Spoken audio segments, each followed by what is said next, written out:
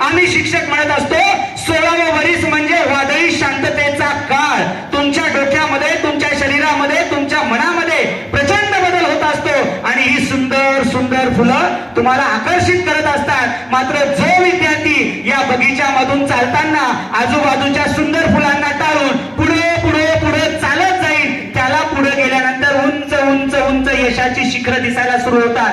ती शिखरं असतात मेडिकलची, ती शिखरं असतात लॉची, ती शिखरं असतात फार्मसीची. पण जर तुम्हाला त्या शिखरावर जायचं असेल तर त्याच्या आधी काय करावं लागेल? या सुंदर सुंदर फुलांना तुम्हाला नजरेआड करावं लागेल. तुमचं मन भरकटू द्यावं लागणार नाही. परवा सर मी एका ठिकाणी कोकणामध्ये गेलो होतो.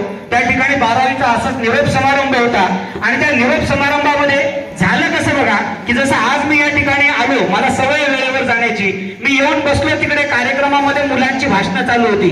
तर मुलांची भाषणं चालू असताना तुमच्या शाळेतली मुलं खूप सुंदर बोलतात, मात्र तिथे एक मुलगा भाषण करत होता. भाषण करताना त्याने एक सुंदर अशी कविता म्हणून दाखवली होती. ती कविता मला आजही लक्षात आहे बघा की तो म्हणतो काय की किती घेतली वचने आपण, किती घेतल्या आना भाका ग. बघा नीट ऐका, 12वीचा मुलगा काय म्हणतोय, किती घेतली वचने आपण, किती घेतल्या आना भाका ग, तुझ्याशिवाय प्रिय माझी कुठेच नाही शाखा ग. आता ही कविता ऐकल्याच्या नंतर मी पण हप्प झालो. बापरे, बरं याच्यावर ते थांबले नाही. त्यातून एक मुलगी उभी राहिली आणि ती म्हणायला लागली की सर माईक मला पण बोलायचंय. मी म्हणलं आता बाबा ही काय बोलणार आहे? तर त्यानंतर तिने काय म्हटलं ते ऐका की नको फसवूस मला आता रे, नको मारू खोट्या बाता रे, नको फसवूस मला आता रे, नको मारू खोट्या बाता रे, तुझ्यासारखे किती झुलवले असेच येता जाता रे, तुझ्यासारखे किती झुलवले.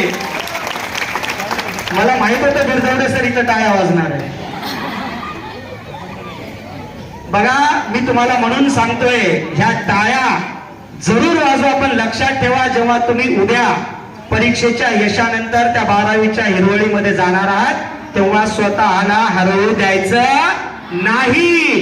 पण काय माहितीये का, लक्षात ठेवा आम्हाला त्या यशाच्या शिखराकडे जायचं असेल तर आमच्या समोर शिवाजी महाराजांसारखा आदर्श असला पाहिजे. अहो तुम्ही जगाच्या कोपऱ्यामध्ये कुठेही जा, चीन मध्ये जा, जापान मध्ये जा, लंडन मध्ये जा, अमेरिकेमध्ये जा आणि तिथे जाऊन तिथल्या इतिहासाचा अभ्यास करा आणि मला सांगा जगाच्या पाठीवर तुम्हाला शोधूनही असा राजा सापडणार नाही की ज्या राजाच्या नावाबरोबर त्याचा, त्याच्या वडिलाचा, त्याच्या आईचा, त्याच्या मित्राचा, त्याच्या धर्माचा, त्याच्या जातीचा एक साथ जय जयकार केला जातो.